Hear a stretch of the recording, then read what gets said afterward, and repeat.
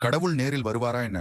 கடலோரமாக ஒரு சிறிய ஊரில் ராமு என்ற ஒரு சாதாரண மனிதன் வாழ்ந்து வந்தான்.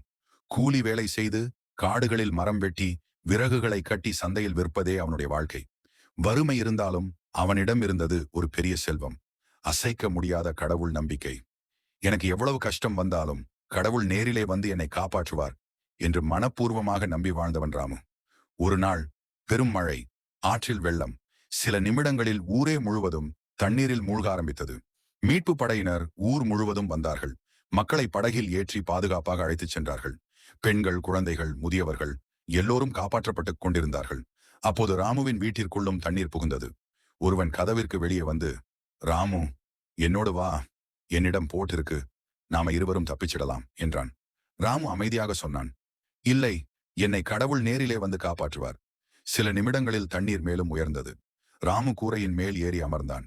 அப்போது இன்னொரு மனிதன் கப்பலில் வந்து, ராமு, உடனே வா, இதுதான் உனக்கு கிடைத்த வாய்ப்பு என்றான். ராமு மறுபடியும் சொன்னான், இல்லை, என்னை கடவுள்தான் காப்பாற்றுவார். சில நிமிடங்களில் கூரையும் மூழ்கியது. கழுத்து வரை தண்ணீர் ஏறியது.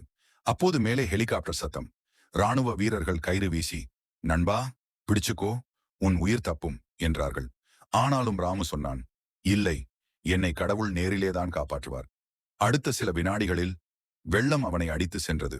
ராமு உயிரிழந்தான். மேலோகத்தில் ராமு கடவுளை பார்த்து கோபமாக சொன்னான், கடவுளே, உங்களை நம்பிதான் 3 பேரையும் திருப்பி அனுப்பினேன். ஆனால் நீங்கள் வரவே இல்லை. அதனால்தான் நான் இறந்து விட்டேன். கடவுள் சிரித்துக் கொண்டு சொன்னார், அட மடையா, 3 முறை நான் தான் உன்னிடம் வந்தேன். ஒரு முறை போடாக, ஒரு முறை கப்பலாக, ஒரு முறை ஹெலிகாப்டராக. நான் உனக்கு வாய்ப்புகளை அனுப்பினேன். ஆனால் நீ அதிசயமாக வரும் காப்பாற்றலை எதிர்பார்த்து எளிமையாக வந்த வாய்ப்புகளை தவிர்த்து விட்டாய்.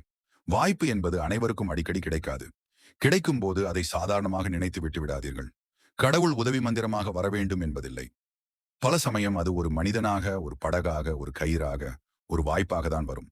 அதனை அடையாளம் காணுங்கள், பயன்படுத்திக் கொள்ளுங்கள். நம்பிக்கை அவசியம், ஆனால் வாய்ப்பை பயன்படுத்தும் புத்தியும் அவசியம். இந்த கதை உங்களுக்கு பிடித்திருந்தால் கண்டிப்பாக லைக், ஷேர், சப்ஸ்கிரைப் செய்யவும்.